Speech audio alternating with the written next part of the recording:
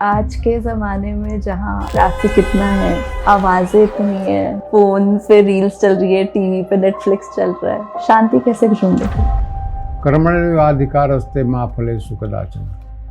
तो मैंने काम करना आपके हाथ में है, फल आपके हाथ में नहीं है। ईश्वर ने रचना की, सृष्टि की, स्वयं सृष्टि बन गए। आपके हिसाब से सनातन क्या है और उसकी कोर फिलॉसफी क्या है? तो अनाहत शब्द अनाहत से बना है। कोई चीज पर आप मारते हैं तो साउंड, वो ऐसा साउंड है जो कॉस्मिक साउंड है, वो बिना मारे होता है। आइंस्टाइन एक ऐसा आइडियल व्यक्ति मानते हैं जिसका आईक्यू और ईक्यू दोनों डेवलप। गीता को इतना अप्रिशिएट किया उस आदमी ने। तो सर ये स्पिरिचुअल एनर्जी कैसे बढ़ाएं अपनी कि हमारे मैनिफेस्टेशंस, हमारे थॉट्स रियल होने लग जाए? 3 कर्म होता है, संचित कर्म, प्रारब्ध कर्म और चलायमान कर्म। तो हम लोगों का जो धर्म है वो कब शुरू हुआ पता नहीं, कि कोई चीज़ का शुरुआत ओम से करते हैं तो आपका मेमोरी में ज़्यादा रहेगा। और सब में ये सीता जी को उन्होंने त्याग कर दिया, ये वर्णन नहीं है? मैंने उसका अब अलग अलग है, जैसे कि उत्तर रामचरित में लिखा हुआ है कि सीता जी जब प्रेग्नेंट हुई तो राम ने पूछा कि वर मांगो। आज हम एक बहुत ही इंटरेस्टिंग पॉडकास्ट सुनने वाले हैं जिसको सुन के शायद आप अपने लाइफ के सारे चॉइसेस रीइवैल्यूएट करेंगे। आपके थॉट्स का आपके लाइफ पे क्या असर रहता है, सनातन सच्ची में क्या है और वो इटर्नल क्यों कहा गया है, आपके मैनिफेस्टेशंस क्यों काम कर रहे हैं और क्यों काम नहीं कर रहे, और राम जी ने सीता जी को क्यों छोड़ा, जो शायद सबसे बड़ा क्वेश्चन रहा है हर हिंदू के दिमाग में। आज हम मिलेंगे प्रकृति सर से, जो इन सारे टॉपिक्स पे एक बहुत यूनिक लाइट शेड करेंगे, और शायद इस पॉडकास्ट को सुनने के बाद आपकी ज़िंदगी चेंज हो जाएगी। आप हर चीज़ को क्वेश्चन करेंगे, आपके food choices to thought process को लेके, बट इसके बाद आपकी लाइफ सेम नहीं रहेगी। आइए मिलते हैं प्रकृति सर से। नमस्ते सर, कैसे हैं आप? नमस्ते भाई, सब लोगों को भी नमस्कार। सर, पहला जो आपका क्वेश्चन मैं पूछना चाहूँगी कि आपकी जर्नी कैसे रही, आप हमें अपने बारे में और बताएं। देखिए, मैं दियारा बेल्ट, बक्सर जिला का, दियारा मतलब बैकवर्ड एक तरह समझिए, जो गंगा जी का छान होता है जो छोड़ के चली जाती है, नई बस्ती। तो वहाँ से अर्ली एजुकेशन, मैंने हाई स्कूल तक स्कूलिंग वहीं से हुआ और वहीं का मैं रहने वाला हूँ। और दियारा बेल्ट होते हुए भी मेरा गांव बहुत विद्वान लोगों का गांव है, तरह से कहिए कि ब्राह्मणों का गांव है। अच्छा। ब्राह्मण लोग थे तो, और मेरे पिताजी टीचर थे, शिक्षक थे। माँ तो अनपढ़ थी एक तरह से, लेकिन बहुत समझदार और धार्मिक भावना की ओर। तो हम लोगों में धार्मिकता आई कहाँ से कि 4:30-5 बजे पिताजी उठते थे और प्रेयर करते थे। डेली? रोज सवेरे उठ के पहले प्रेयर करना है। ओके।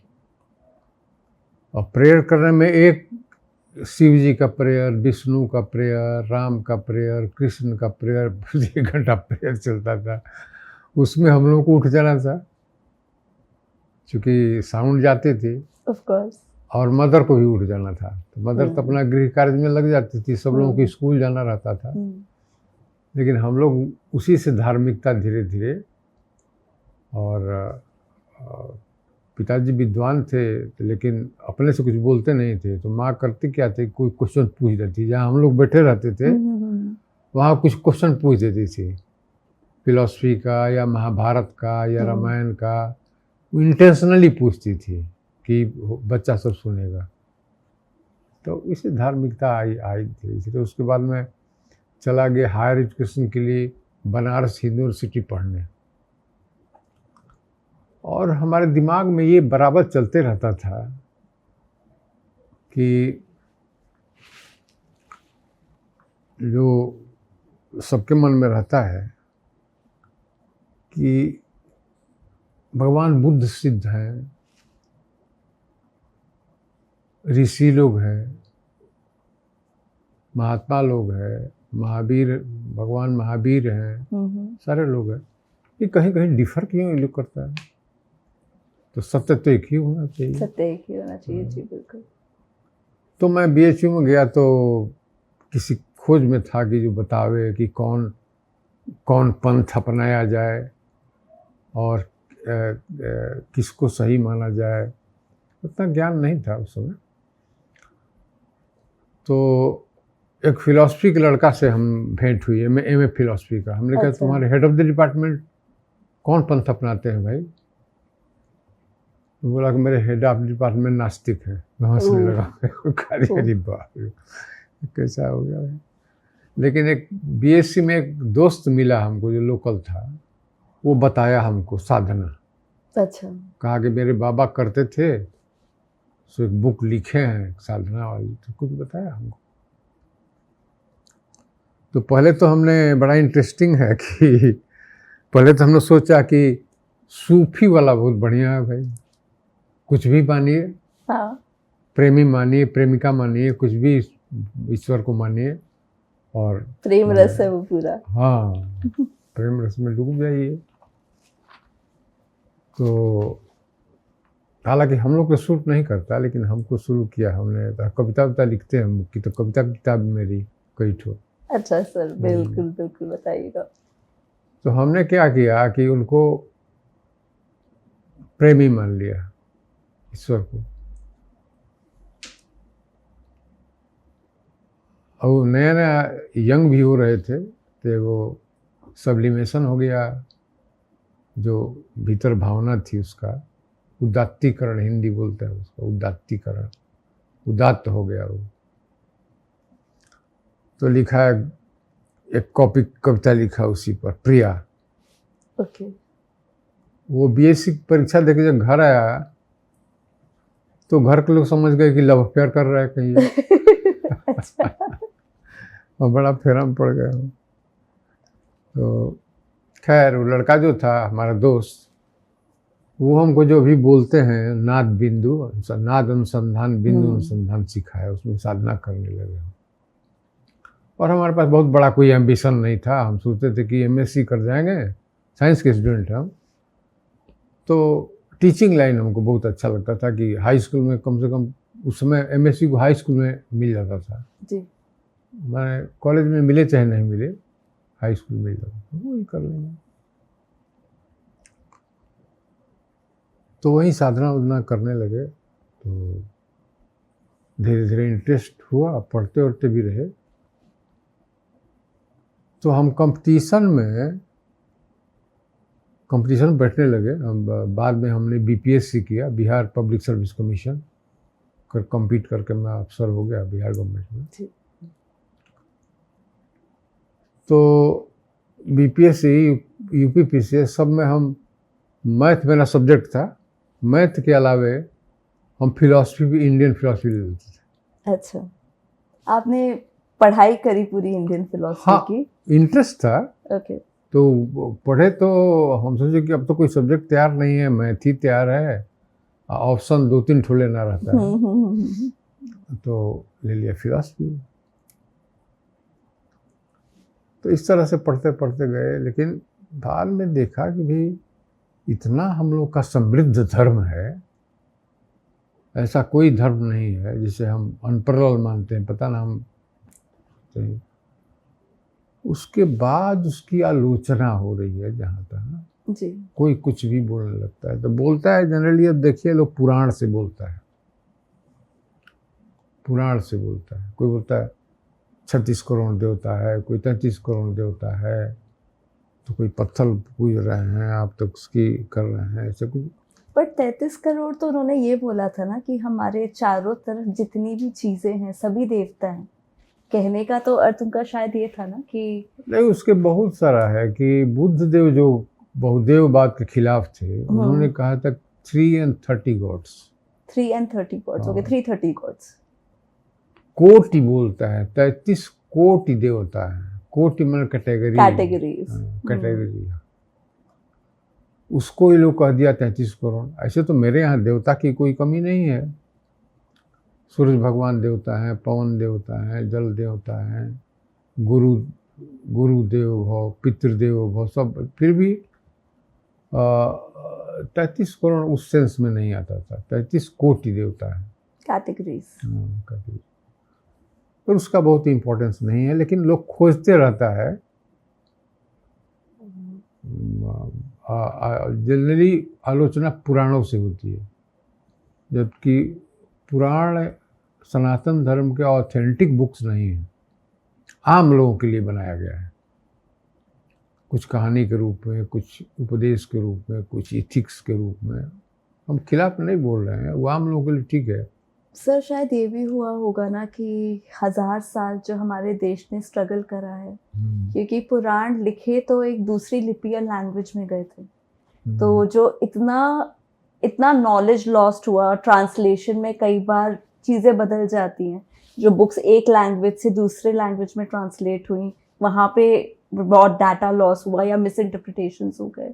या जो शायद वो कहते थे ना कि लॉ ऑफ वॉर का सबसे प्राइम रूल है कि सबसे पहले सबके गुरु खत्म कर दो। अगर उनकी गुरु और कोर्स खत्म कर दोगे तो वो सिविलाइजेशन अपने आप में अंदर से खत्म हो जाएगी। तो आई थिंक बिकॉज इतना डिस्ट्रक्शन हुआ, तो इसलिए जो चीज़ें एक अलग तरीके से बता रहा था हमारा धर्म, वो मिस ट्रांसलेट हो गया, और उस मिस ट्रांसलेशन को अब बहुत आलोचना मिल रही है। ज़्यादा हम भी अभी देखते हैं कि जो पुराण है हमारे यहाँ ऑथेंटिक बुक्स में प्रस्थानत्रयी है। अच्छा। वेद तो है, बहुत सारा जी, चीज़ जी, उसमें जी। है। एक तो वहाँ की ऋषियों के जो आया अनुभूति में या दिमाग में जो मंत्र, उसको उन्होंने लिख दिया। कोई ज़्यादा देवताओं की प्रार्थना है उसमें, लेकिन उसके बाद जो उसकी व्याख्या हुई वेदों की, उसमें से उपनिषद उसका फिलॉसफी सेक्शन है जी। उपनिषद, गीता, ब्रह्मसूत्र, इसी को प्रस्थानत्रयी बोलते हैं। ये ऑथेंटिक मानी जाती है, और शास्त्रार्थ में इसी को कोट करना था, पुराण को कोट नहीं करना था। अच्छा।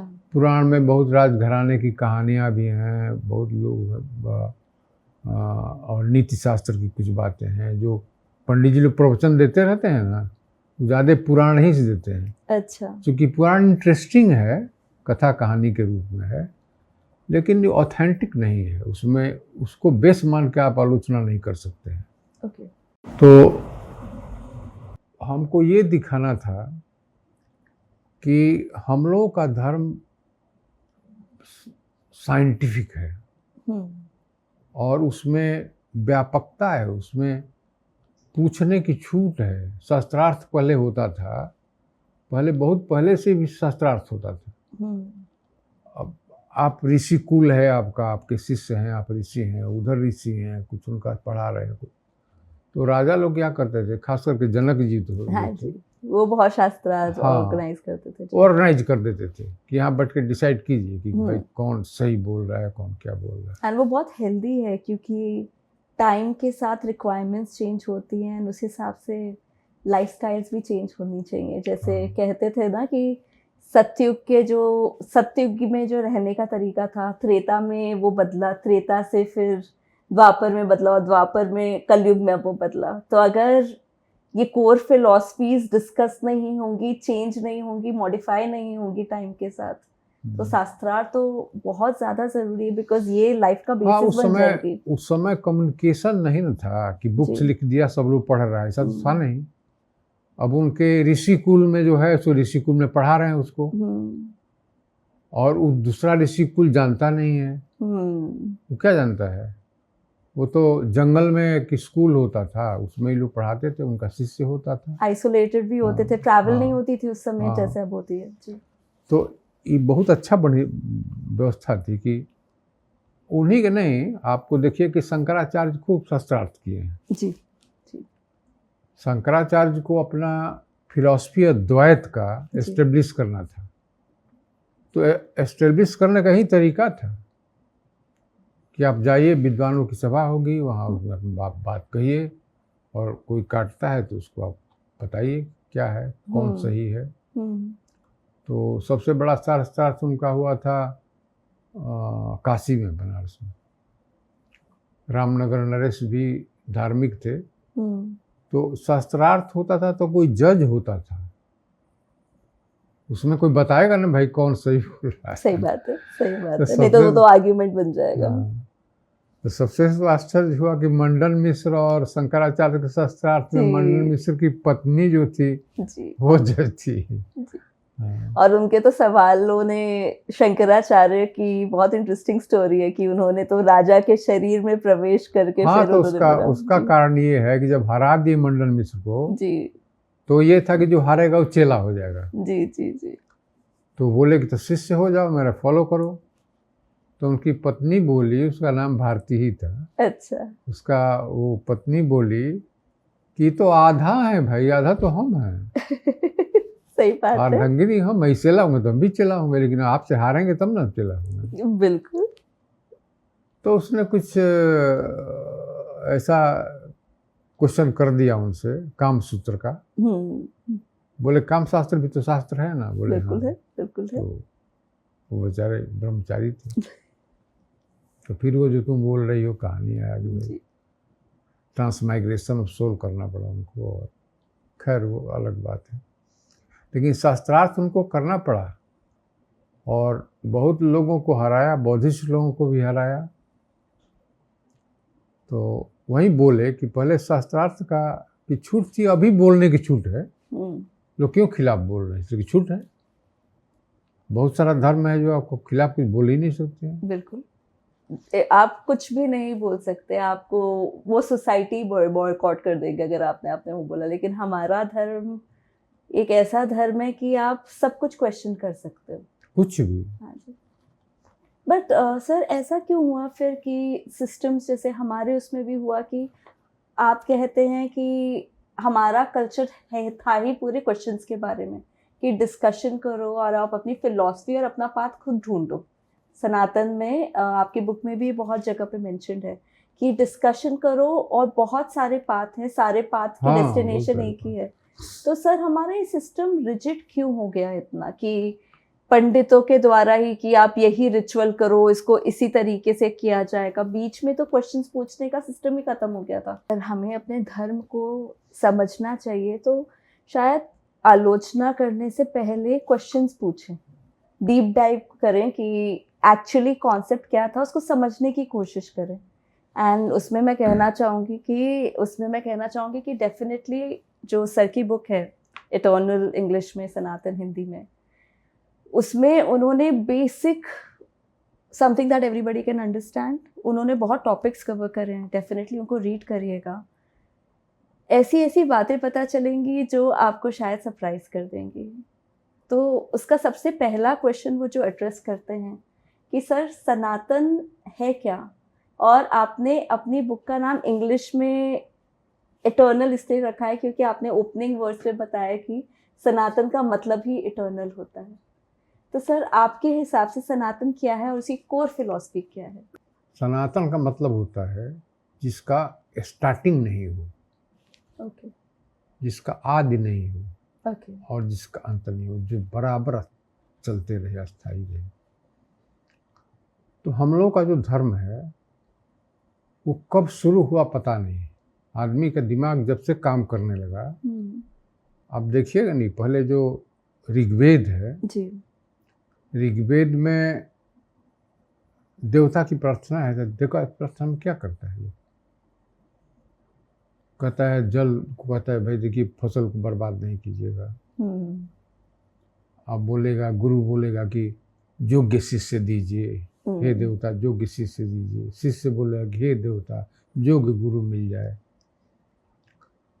उसके बाद बहुत पुराना है, माने ऋग्वेद के अभी भी डिस्कशन हो रहा है कब से शुरू है। तो उसमें तो एक तो बड़ा सॉलिड प्रमाण है उसका कि उसमें सरस्वती नदी की चर्चा है। जी जी जी। गंगा की चर्चा शुरू में नहीं, सरस्वती की चर्चा है। और सारी एंशिएंट साइट्स हाँ, मिली भी उधर ही हैं, सरस्वती के बेल्ट पे। तो सर अभी साइंटिस्ट लोग, हाइड्रोलॉजिस्ट निकाला उसको कि 2500 साल पहले ही, 25,000 साल पहले ही सूख गई। 25,000। 25,000 तो हो गया, 25,000 साल पहले तो नदी थी। तो ऋग्वेद भी था, उसमें तो बहुत सारा आपको मंत्र मिलेंगे जो स्टोन एज के हैं। स्टोन एज है जैसे हाँ। सर बताइए। उसमें एक तो मंत्र है कि कहता है जो तीर बनाने वाला है वो कहता है कि हमको ग्राहक भेजिए। अच्छा। हाँ, तो तीर कैसे बनाता है वो लिखा हुआ है कि चिड़िया का पंख सूखी हुई लकड़ी को पत्थर से काट के बना रहे हैं, हम इतना कठिनाई से बना रहे हैं, हमको ग्राहक भेजिए। बट सर जो तीर तो महाभारत काल में, जैसे अभी जो रीसेंट डेट्स निकली हैं, कहते हैं कि महाभारत 5,000 साल पहले थी, तो महाभारत काल में भी तीर यूज होते थे। इनफैक्ट इंडिया में तो मेरे ख्याल से कुछ 500 साल पहले तक भी तीर यूज हो रहे थे। नहीं, लेकिन वो जो बोलता है कि स्टोन से काट रहे हैं हम, तो ये तो आप वो प्रूव्ड है स्टोन का जो एरो हेड है वो भी मेटल का नहीं है, वो स्टोन का है। नहीं, स्टोन को से काट रहा है इसे। हाँ, ये चीज स्टोन एज में ही था, फिर वो मेटल का हो गया कोई था। उसके बाद तो बहुत सारा मेटल आ गया। जी जी जी जी। तो उससे लगता है कि स्टोन एज से, तो स्टोन एज तो बहुत पहले का है जी। तो इस तरह से उसी समय से। और दूसरी बात है कि लिखने का कुछ नहीं था। अभी भी आलोचना होती है कि संस्कृत में लिख दिया, छोटा छोटा सूत्र में लिख दिया। अरे भाई, सबसे अप्रिशिएट तो ये करना चाहिए कि छंद में लिखा। छंद में इसलिए लिखा, सोचने की बात है, अगर इतनी पुरानी चीज उन्होंने लिखी है और छंदों में लिखी है तो लैंग्वेज के ऊपर एक कमांड होना चाहिए। अगर आप छंद में लिखना मजबूरी इसलिए था, हाँ, ये ओरल ट्रेडिशनल था। हाँ, उसको ओरली याद करवाना था दूसरे को। गुरु शिष्य को याद करवाता था, शिष्य अपने शिष्य को याद करवाता था। देखिए, हजारों साल बाद भी याद करते करते पहुंच गया है, क्योंकि बुक्स नहीं था, कोई लिखने का सामग्री नहीं था, तो सब लोग याद करवाते थे। तो सर ये भी तो बोला गया था ना कि रिटन फॉर्म जो होता था उसको श्रेष्ठ नहीं मानते थे, ओरल फॉर्म को श्रेष्ठ मानते थे, क्योंकि गुरु साथ ही साथ समझाता भी जाता था। ट्रांसलेशन में जो स्टूडेंट समझ नहीं पाए, ओरली वो चीजें समझाई भी जाती थी, इसलिए वो नॉलेज प्योर रहती थी। और छंद चेंज नहीं कर सकते थे। 10,000 से ज्यादा श्लोक हैं जी ऋग्वेद में।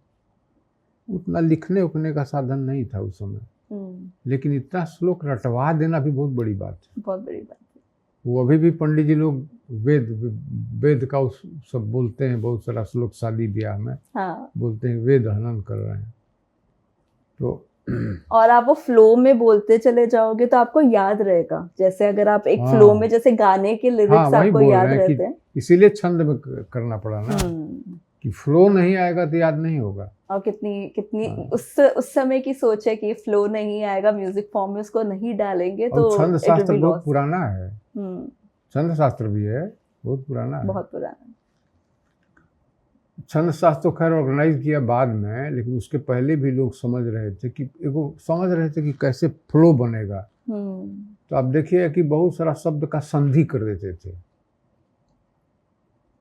जैसे सर, जैसे अब सीधा से बोले ना, हम ब्रह्मास्मि, तो ब्रह्म और अस्मि बोले कि ब्रह्मास्मि हो गया।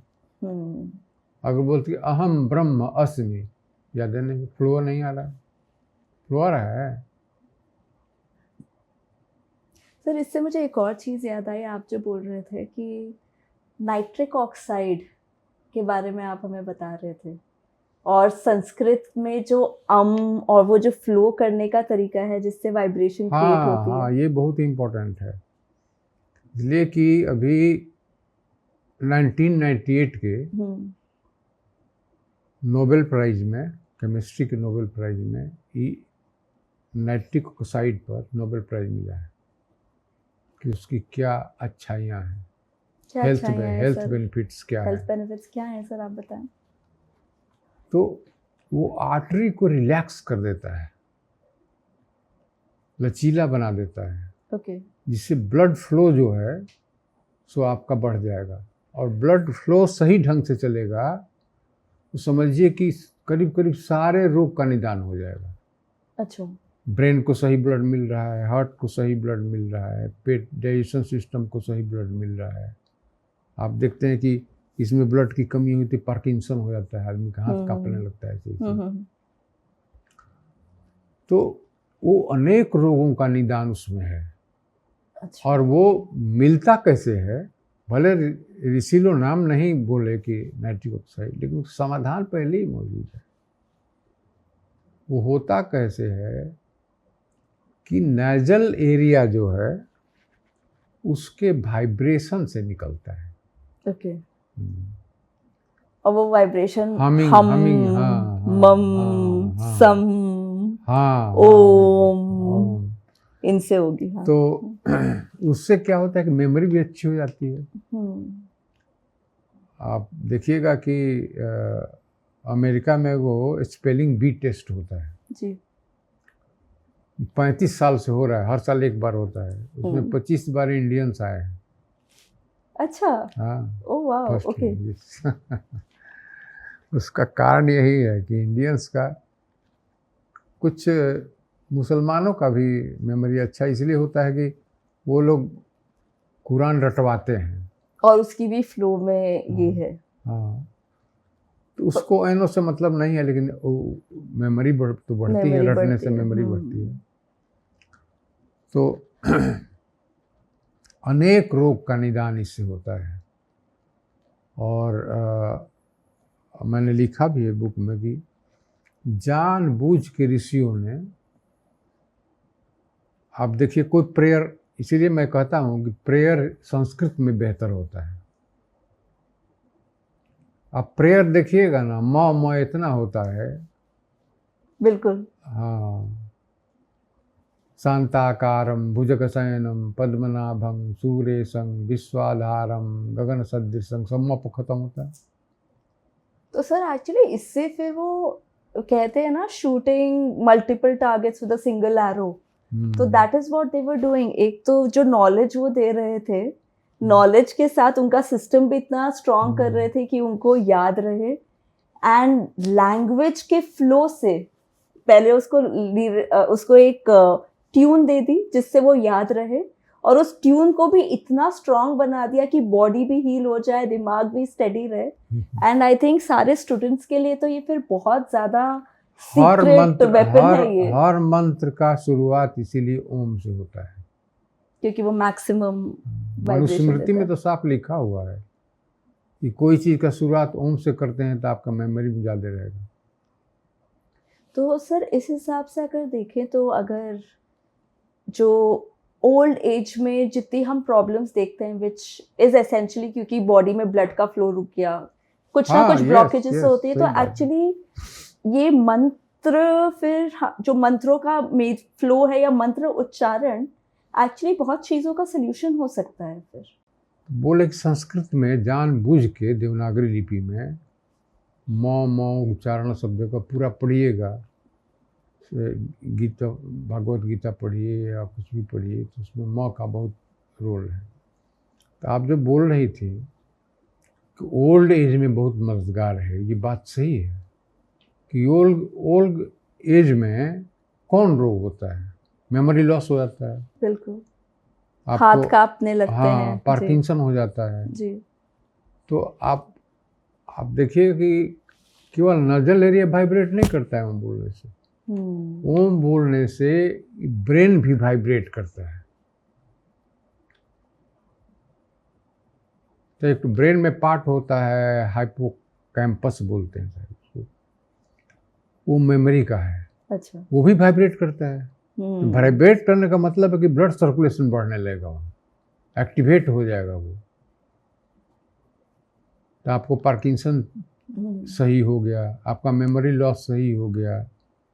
सही नहीं हुआ, इम्प्रूवमेंट हुआ उसमें ब्लड फ्लो। एंड अगर बिकॉज ब्रेन आपकी पूरी बॉडी को कंट्रोल कर रहा है एसेंशियली, तो अगर उसमें सही वाइब्रेशंस पहुंच रहे हैं तो इन अ वे पूरी बॉडी अपने आप को हील कर रही है। अगर उस तरीके से देखें तो पूरी बॉडी अपने आप को हील कर रही है। और फिर सर ये सिर्फ इनफैक्ट बड़ों के लिए नहीं, अगर बचपन से आप ये हैबिट करते जाओ तो एज अ स्टूडेंट आपकी मेमोरी बहुत स्ट्रांग रहेगी, दैट्स अ विन विन। काम करते हुए आपका स्ट्रेस लेवल कम हो जाएगा, which is a very big problem आजकल सही सारे बात, लोगों सही के बीच बात। में। उनका स्ट्रेस लेवल कम हो जाएगा क्योंकि आर्टरी रिलैक्स हो गई। और अगर आप ये कंटिन्यूस उसमें कर रहे हो तो ओल्ड लाइफ तक वो सारी प्रॉब्लम्स पहुंचेंगी ही नहीं, जो आज के डेट पे एक बहुत कॉमन फिनोमेना हो गया है। अभी and that is just through the feel use of feel कर लैंग्वेज। रहे हैं। हाँ हमको रिटायर किए हुए 16 साल हो गया, 16 साल 17 साल हो गया रिटायर किए हुए। तो हम तो उसी फेज को पार पार कर रहे हैं, मैं चल रहे हैं उसी फेज में। तो हम यही करते हैं। आप देखिए, नाइट्रिक ऑक्साइड के अलावे एगो सेक्रेशन होता है, सेरोटोनिन, डोपामीन, ये सब सेक्रेशन आप पढ़िएगा तो आपको आश्चर्य होगा। ये सब सेक्रेशन जो है खुशी के रसायन है, मूड ठीक करते हैं, आपको डिप्रेशन नहीं होने देते हैं। तो ये कहाँ से मिलते हैं? सनलाइट से मिलते हैं, अच्छा, एक्सरसाइज से मिलते हैं, मेडिटेशन से मिलते हैं, प्राणायाम से मिलते हैं। ये ऋषियों ने, सूर्य नमस्कार में क्या होता है? सूर्य नमस्कार में ओम ओम बोल के मंत्र भी बोलते हैं आप जी।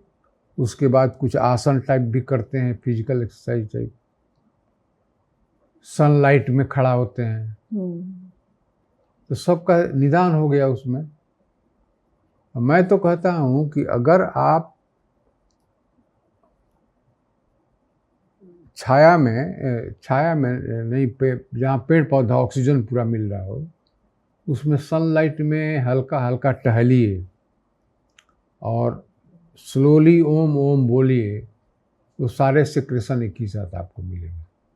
तो मतलब अगर जैसे कई लोगों की मॉर्निंग या इवनिंग वॉक की जो एक्टिविटी होती है, जो वो पार्क में जाते हैं, उसमें शायद एक दूसरे से बातें करने के साथ साथ बीच बीच में मन में ओम का उच्चारण कर लेंगे, so that is healing your body much better. कभी कभी अकेले भी घूमते हैं आप, तो स्लोली, वैसे प्राणायाम भी हो जाएगा, डीप ब्रीदिंग हो जाएगा। आप ओम बोलते हैं, फिर रुक जाइए, फिर ओम बोलिए, अब and feel the vibration. Vibration feel कीजिएगा तो योग भी हो जाएगा। एंड स्पिरिचुअलिटी में भी साधना भी है वो एक तरीके साधना भी है। तो वो हम करते हैं। तो वहाँ रहते हैं तो अपने छत पर चले जाते हैं, वहाँ आम का पेड़ है ऐसे किया हुआ। अच्छा। वहाँ पर टहलते हैं, ओम ओम करते हैं और बैठ के प्राणायाम भी करते हैं। तो उसमें लिखा हुआ है कि मेडिटेशन से, प्राणायाम से, डीप ब्रीदिंग से, सनलाइट से ये सारे सेक्रेशंस मिलते हैं आपको। तो अगर इतना कोई करता है, चूँकि रिटायर्ड लाइफ में जनरली लोनलीनेस हो जाता है जी, डिप्रेशन होने का बहुत डर रहता है। अभी तो इतना डरवा रहा है, बोलता अकेले में बैठे हैं तो आप 10 सिगरेट रोज पी रहे हैं तो 20 सिगरेट रोज पी रहे हैं। अच्छा। मतलब इतना हार्म कर रहा है। हाँ ऑफ कोर्स।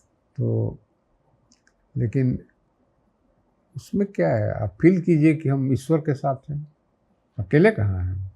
बिल्कुल। ईश्वर तो सर्वव्यापी है, वो मेरे साथ है। थोड़ा आस्तिकता साथ साथ रहे, बहुत बड़ी बात है।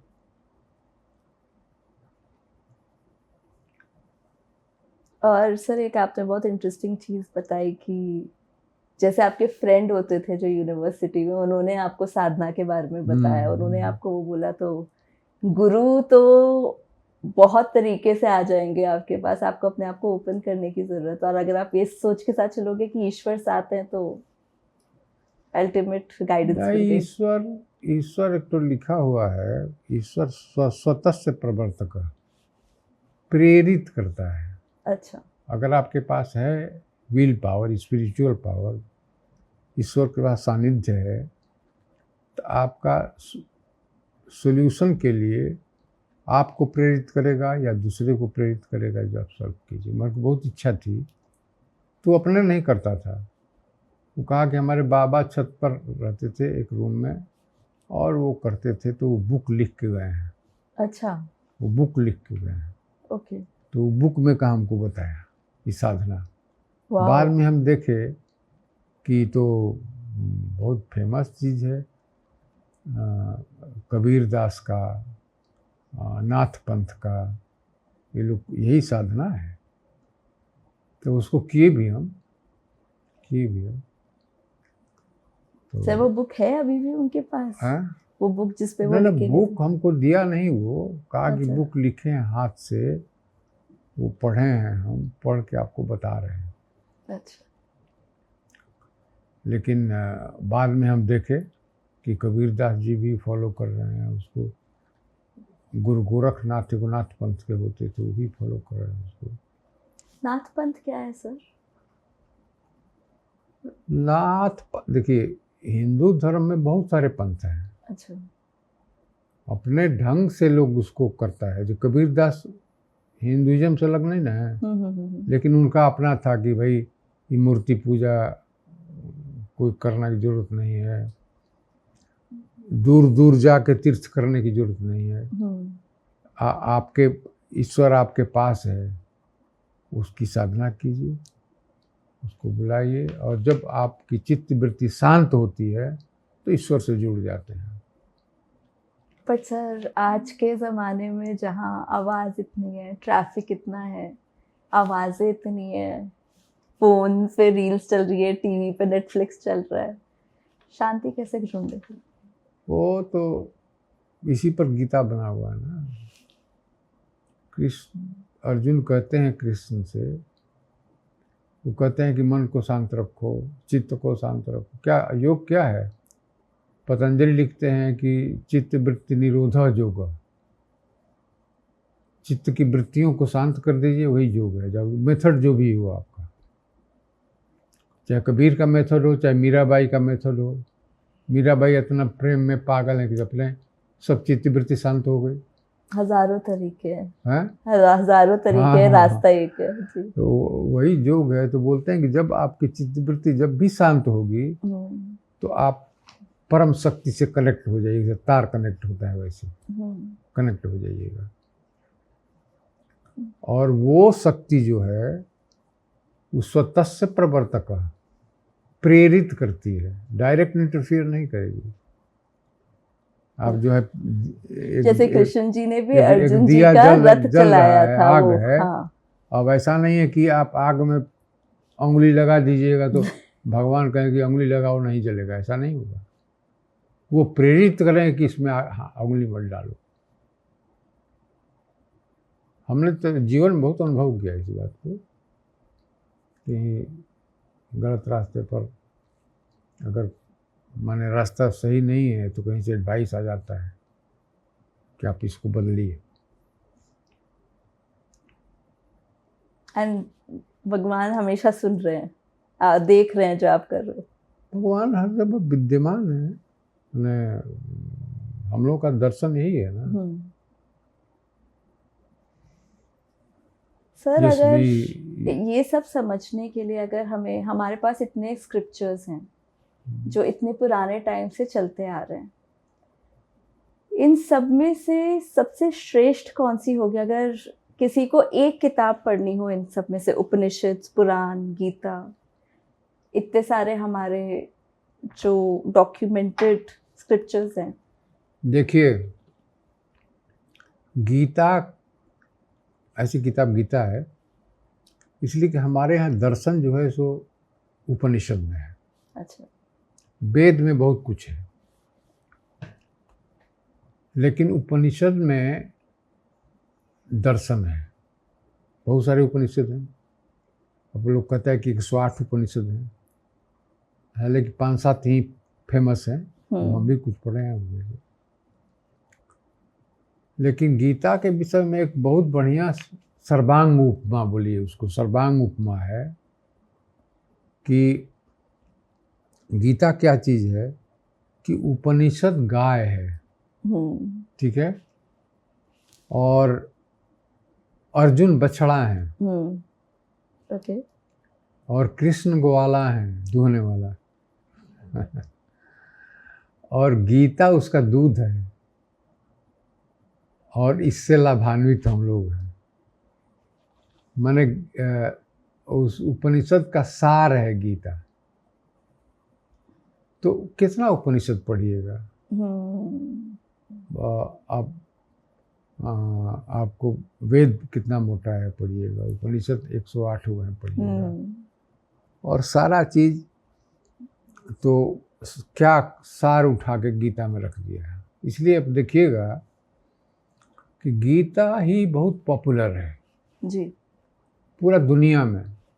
मोदी जी भी देखते जाते हैं तो गीता ऑफर करते हैं। गीता, इनफैक्ट एल्बर्ट आइंस्टाइन के भी ये कोट था, उसने गीता को बहुत बार मेंशन करा है उन्होंने। हाँ हाँ, आइंस्टाइन एक ऐसा आइडियल व्यक्ति मानते हैं जिसका आईक्यू और ईक्यू दोनों डेवलप था। अच्छा, उसके जैसा कोई इंटेलिजेंट आदमी नहीं हुआ। बिल्कुल। इतना साइंस में डिस्कवरी है उसका। उसके बाद भी गीता को इतना अप्रिशिएट किया उस आदमी ने। और बहुत सारे विद्वान गीता को, वेस्टर्न फिलोसफी, अब हम लोग का तो सभी अप्रिशिएट ही करता है, लेकिन वेस्टर्न जो पढ़े गीता को, तो वहाँ के बड़े बड़े विद्वान गीता को अप्रिशिएट किया। तो गीता तो सबसे, अगर किसी को दर्शन का सार पढ़ना है, फॉलो करना है, तो गीता को करना चाहिए। सर ये भी कहते हैं ना कि गीता का ज्ञान कृष्ण जी ने बैटलफील्ड के बीच में दिया, जब युद्ध हो रहा था उसके बीचों बीच में। उन्होंने किसी आश्रम में पेड़ के नीचे या किसी महफिल में नहीं डिस्कस करा, किसी शास्त्रार्थ में डिस्कस नहीं करा।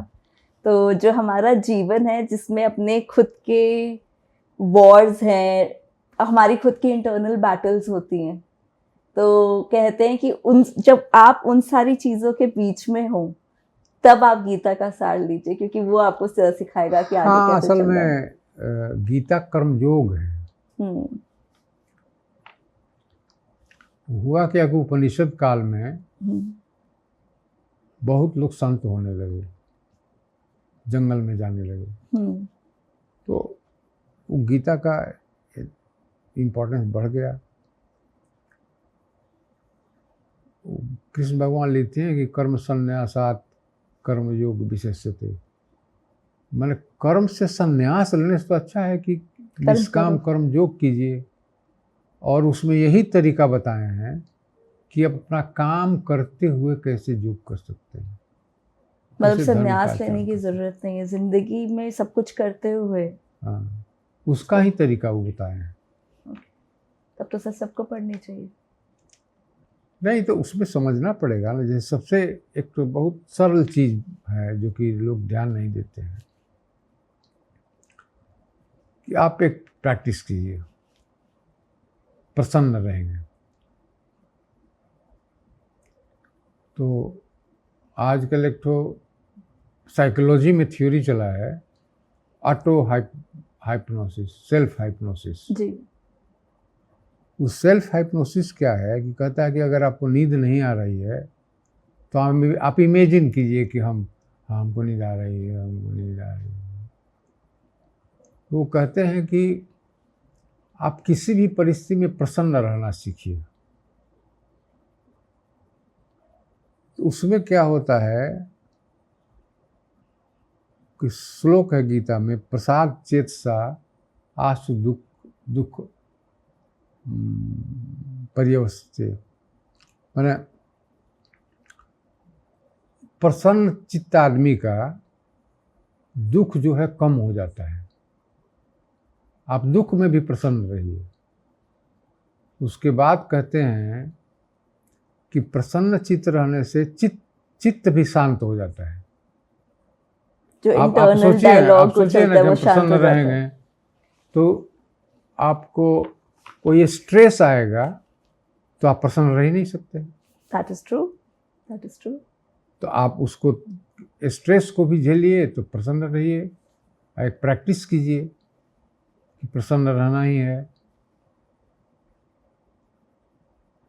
वो सेल्फ हाइप्नोसिस बोलता है उसको, अपने आप को ही समझाइए कि हम प्रसन्न हैं।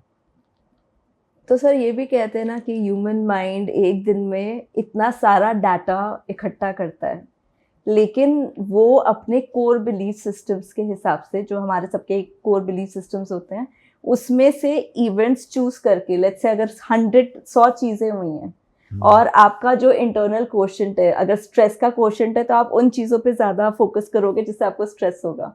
लेकिन आप अगर इंटरनली अपने आप को बोलते जा रहे हो और अपनी आप इंटरनल फिलॉसफी चेंज करके ये कर देते हो तो कि मुझे खुश रहना है, तो ओवर द टाइम आप खुद वो वाले इवेंट सेलेक्ट करना चालू कर दोगे, क्योंकि अगर सेलेक्ट कर 10 ही करने हैं जो आपको एक्चुअली हैप्पीनेस देंगे, सो दैट विल एक्चुअली, वो आपकी इंटरनल साइकोलॉजी को ही चेंज कर देगा, आपके इंटरनल थॉट प्रोसेस को चेंज कर देगा, इंटरनल डायलॉग को चेंज कर देगा। एंड इनफैक्ट मैंने गीता पूरी तो नहीं पढ़ी है, बट जितनी अभी तक पढ़ी है उसमें इट इज़ वेरी इंटरेस्टिंग कि वो स्टार्टिंग में सब कुछ दिखाते हैं कि आप बैटल के बीच में खड़े हो, तो संजय जी का डायलॉग चल रहा होता है, वो बोलते हैं कि दुर्योधन बोल रहे हैं कि सामने ये आर्मी है, मेरी ये आर्मी है। तो आप सिचुएशन को एनालाइज करो पहले, आप किसी भी उसमें हो कि आपके आसपास क्या चल रहा है सब कुछ। फिर एनालाइज होने के बाद जब अपना शंख बजाते बोलते नहीं मेरी आर्मी तो आराम से जीत जाएगी क्योंकि मेरी आर्मी स्ट्रॉन्गर है, लेकिन जब वो सामने से शंखपात होता है तो फिर इन सबके दिल दहल जाते हैं। मतलब अपने एनिमी को कभी अंडर एस्टिमेट मत करो। एक एक श्लोक में मॉडर्न लाइफ का सारा वो देखिए उसमें वो युद्ध जो है सिंबॉलिक है जी। वो युद्ध भूमि जो है वो कर्म क्षेत्र का सिंबल है, एवरीडे लाइफ। हाँ, तो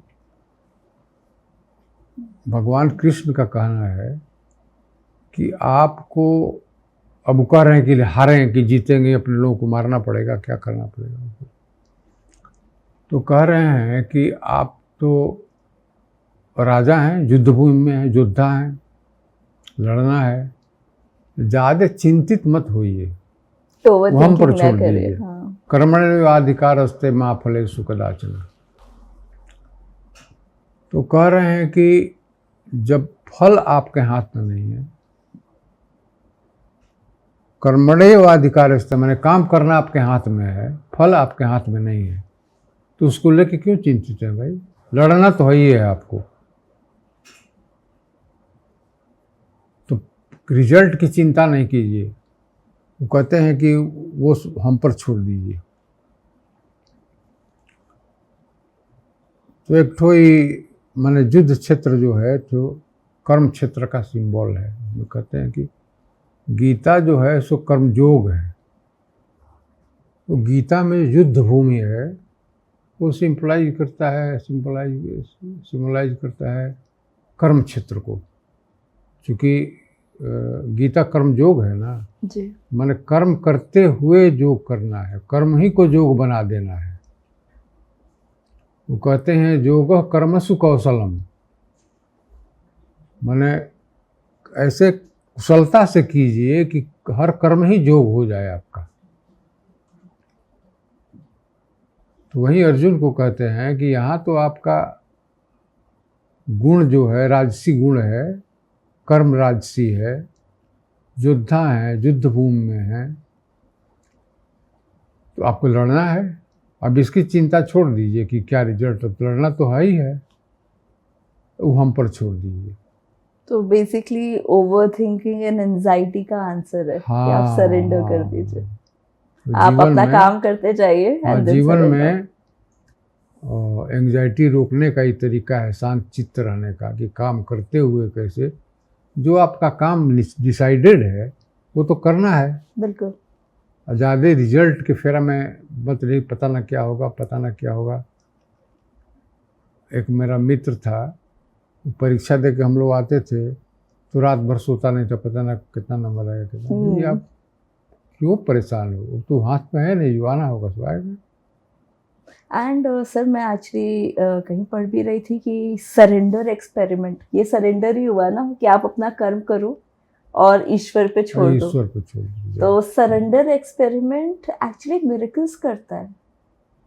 जो सरेंडर एक्सपेरिमेंट है वो पूरे मिरेकल्स करता है कि ऐसे ऐसे रिजल्ट्स आते हैं जो लॉजिकली सेंस नहीं बनाते, but it all happens. Gita इतनी पॉपुलर क्यों है सर? गीता का पॉपुलरिटी का सबसे बड़ा कारण है कि कोई अगर जानना चाहता है हिंदू धर्म को, जैसे अभी बात हुई ना, तो एक जगह क्या पढ़ेगा, कितना उपनिषद पढ़ेगा, ब्रह्मसूत्र पढ़ेगा, क्या पढ़ेगा? तो एक जगह सार संक्षेप अगर कहीं खोजना हो तो उसके लिए गीता है। तो जब को क्यूरियोसिटी किसी को होती है कि भाई जाने कि हिंदू धर्म क्या है, तो गीता ही पढ़ता है, गीता से प्रभावित हो जाता है।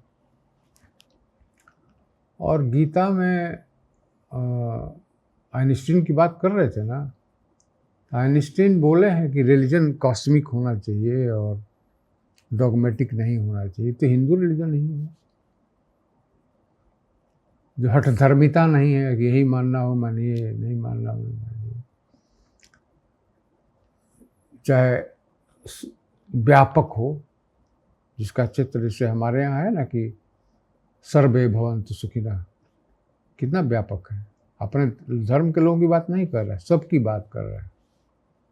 एंड एक्चुअली सर, अगर हम देखें कि अनफॉर्चुनेटली अब बहुत कैपिटलिस्ट ज़माना हो गया, जहाँ पे सब मैं, मुझे क्या मिलेगा ये करके, तो एक्चुअली सोसाइटी बहुत ज़्यादा सफ़र भी कर रही है उस वजह से। बट अगर कोर फिलॉसफी लोगों की ये हो जाए कि सभी मेरे अपने और मेरे एक्शन से सबको बेनिफिट होना चाहिए। हाँ, तो लिखा है हम लोग के यहाँ कि वसुधैव कुटुम्बकम, पृथ्वी माता पुत्रो हम। पृथ्वी जो है सो माँ है और सारे लोग बच्चे हैं उसके। तो ये थॉट जो है दूसरे धर्म में नहीं है, किसी में नहीं है, बिल्कुल। And it would be such a beautiful world अगर इस फिलॉसफी के साथ हम आगे बढ़ने लगे। You will be watching out for yourself and everybody else also at the same time.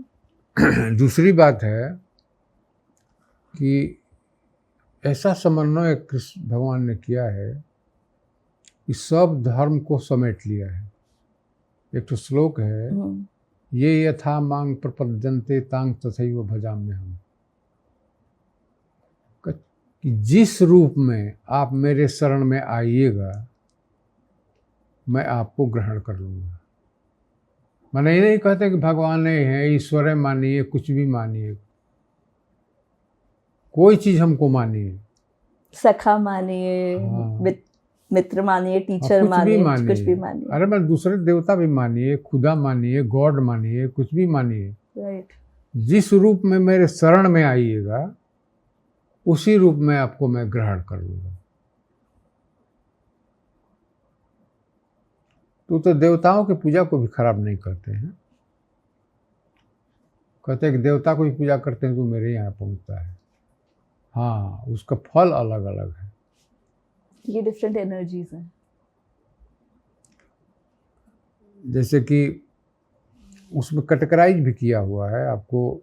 वो कहते हैं कि योग जो है सो तपस्वियों से अच्छा है, तपस्या करने वालों से, ज्ञानियों से भी अच्छा है। योगी जो है वो तपस्वियों से भी बेहतर है, ज्ञानियों से भी बेहतर है।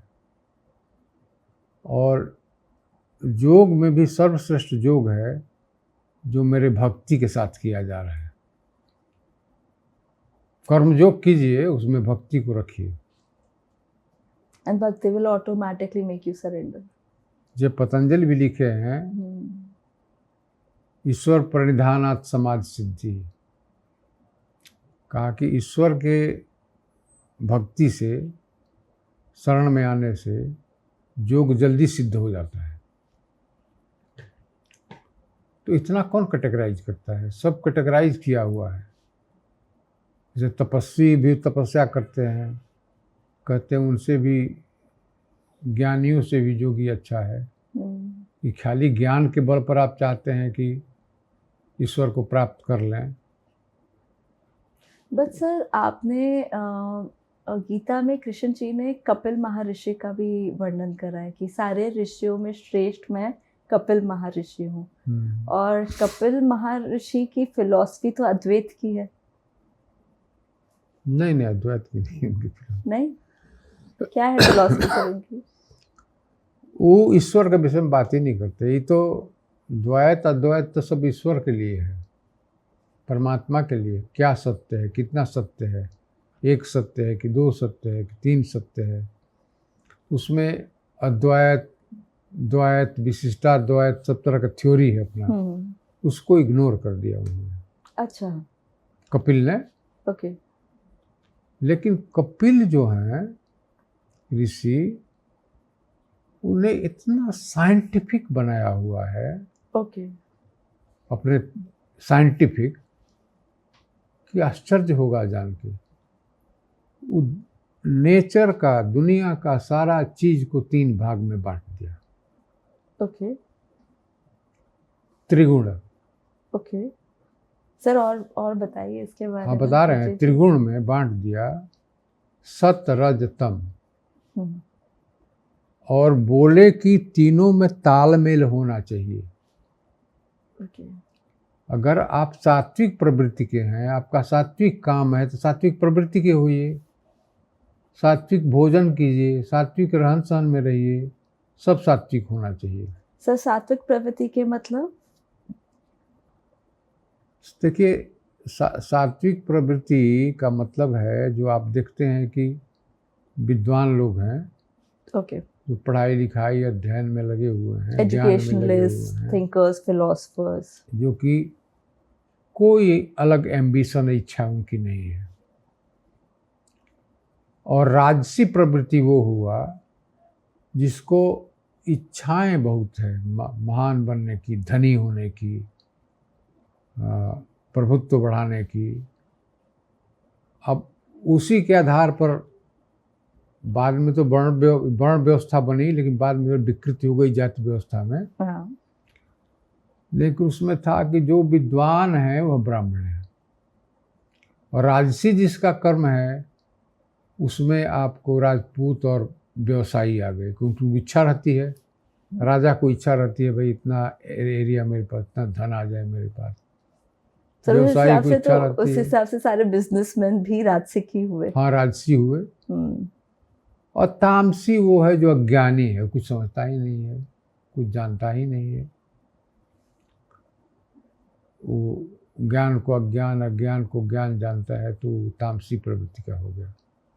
तो उसमें एडजस्टमेंट होना चाहिए।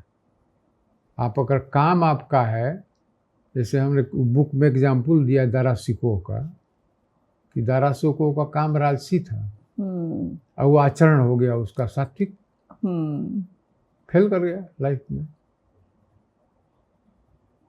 तो उसी तरह से आपका खाना भी सात्विक, राजसी, तामसी, तीन तरह का होता है।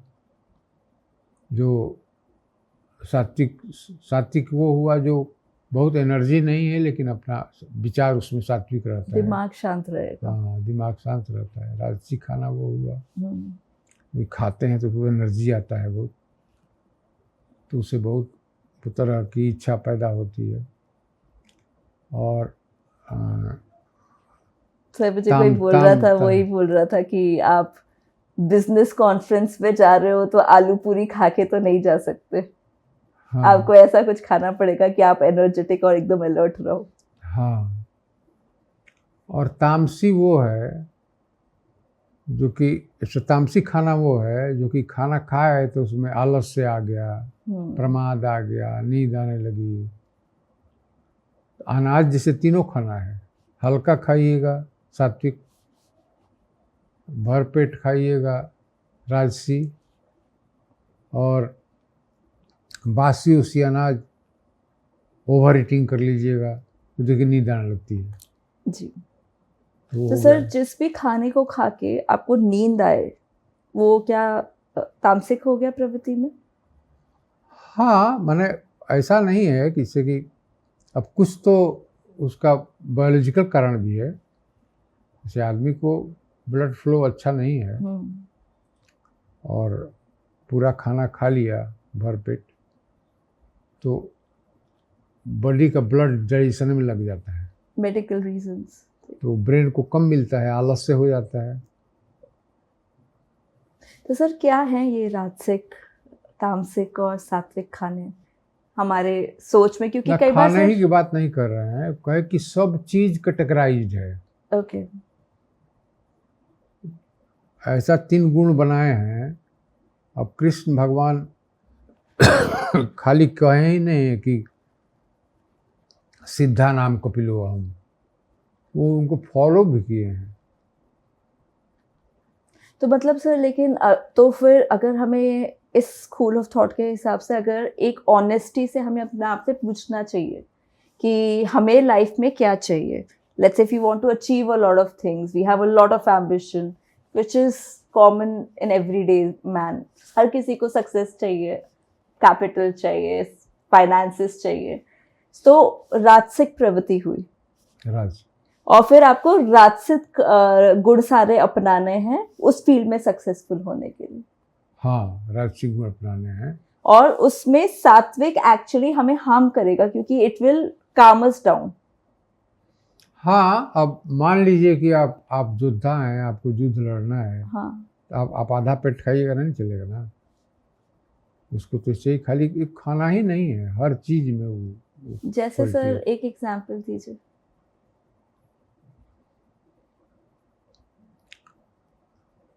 अब अभी दिमाग में तुरंत एग्जाम्पल नहीं आ रहा है, खाना वाला ही दिमाग में। आपको कृष्ण भगवान तो कहते हैं कि गुण गुण में ही बरतते हैं, गुण ही गुण में बरतते हैं। जैसा अब प्रोफेशन है आपका, मान लीजिए आप सात्विक प्रवृत्ति के हैं, तो पढ़ाई लिखाई तो करनी पड़ेगी, विद्वत्ता तो ग्रहण करनी पड़ेगी, कर्म भी उसी तरह से होगा। आप मान लीजिए कि राजा हैं तो हथियार चलाने सीखना होगा, तलवार चलाने सीखना होगा। राजा ही नहीं, प्रोटेक्टर भी, अगर जैसे आप गार्ड सिक्योरिटी में युद्ध हो, कौशल उसमें सीखना होगा। हाँ, लेकिन है तो राजसी जी। राजसी काम है उसका। तो यही सब मिला जुला के है।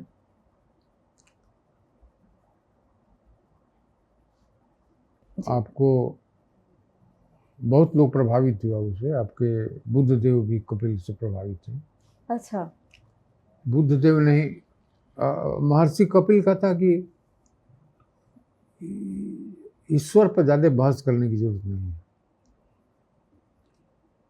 कि है कि नहीं है, कि क्या है कैसा है, क्यों बहस कीजिए। भगवान बुद्ध भी वही किए। भगवान बुद्ध ने भी ईश्वर का क्वेश्चन पूछने पर चुप लगा जाते थे।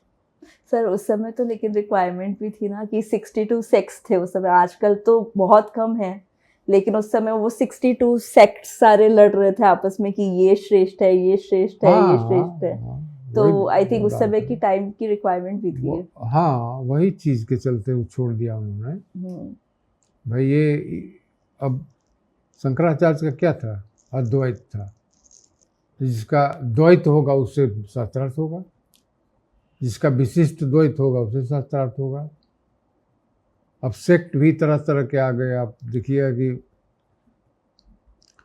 अभी भी क्या है, बुद्ध देव ये नहीं कहे थे कि धर्म चलाइए, बौद्धिज्म अपना दिए, शिष्य लोग धर्म चलाता है, कब उसमें आ जाए।